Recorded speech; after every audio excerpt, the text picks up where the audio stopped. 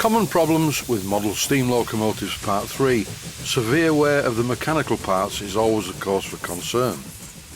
I show some examples of worn parts and also a leaky mechanical lubricator pipe to the cylinders.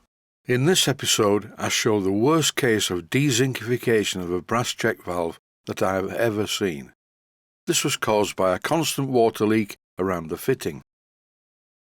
This short series is called Common Problems with Model Steam Locomotives, but it could be called Common Problems with Steam Engines in general.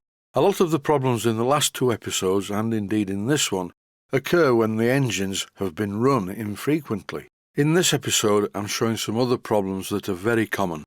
This is a 5-inch gauge simplex that I rebuilt a while ago, and this engine was in a bit of a state when I first received it. To make things worse, the boiler was scrap and it needed a new one. There were also other problems, some of them being due to excessive wear. And in this close-up you can see quite a lot of movement. Wear in this area is very common and it's not too difficult to put it right. I just make a new bush for the small end of the connecting rod and maybe a new pin for the crosshead.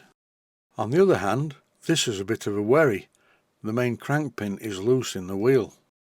By the feel of it, it's actually pinned into the wheel, but there's a lot of slop. And you can move the return crank up and down and side to side. I'm just checking the valve timing by rotating the wheel and observing when the ports open. And the good news is the valve events appear to be fine.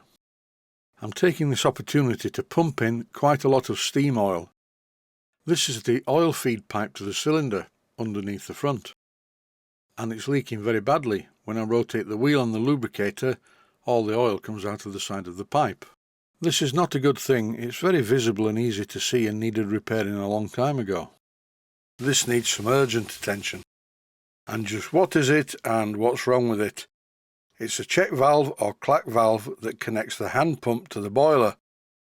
What's wrong with the check valve? Well, it's corroded, badly corroded.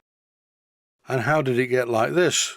Well, it must have sprung a leak at some time and nobody bothered to fix it, so it just gets worse and worse and worse, and the electrolytic action destroys the fitting. Watch this. I just touched it with a pair of pliers and it dropped off. I think this is the worst example I've ever seen of neglect.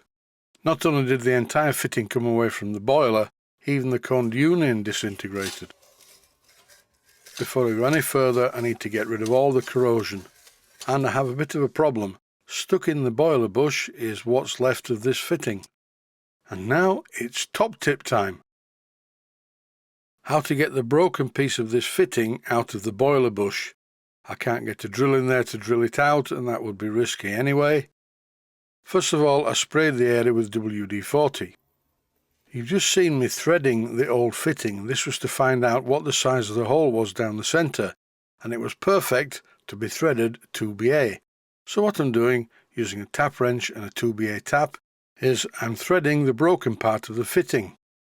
Normal tapping size for 2BA is 5/32 of an inch, but the hole in the clack valve was slightly bigger than this.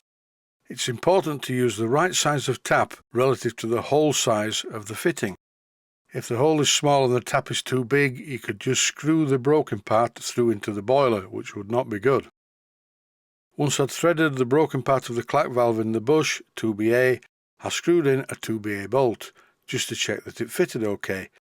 It's not exactly a tight fit, in fact, it's a bit slack really.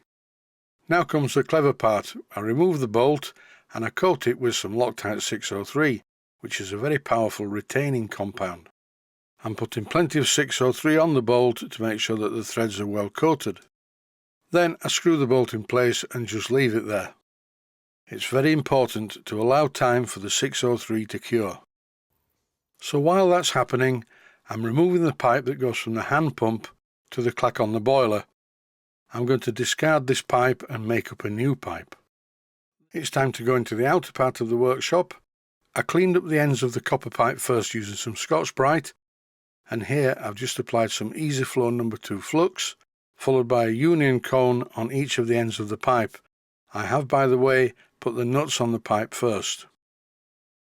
And after a while it looks like this. The new clack is the one on the top left, the old clack, which is going in the bin, is in the centre, And by this time the Loctite 603 is fully cured.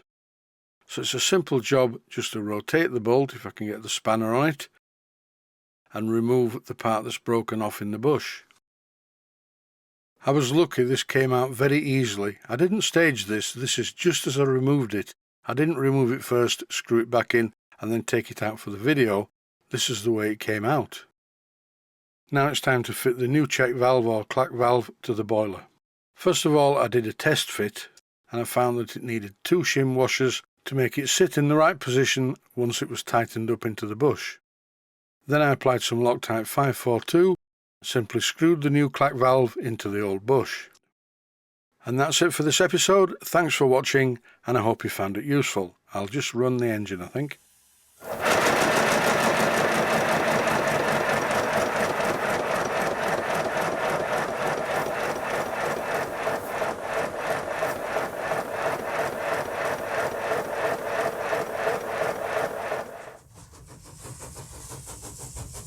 Please take the time to visit my Mainsteam Models website. Click on the section of the website that says Video Playlists. And by doing that, you will find it very easy to find other videos that you may like to watch.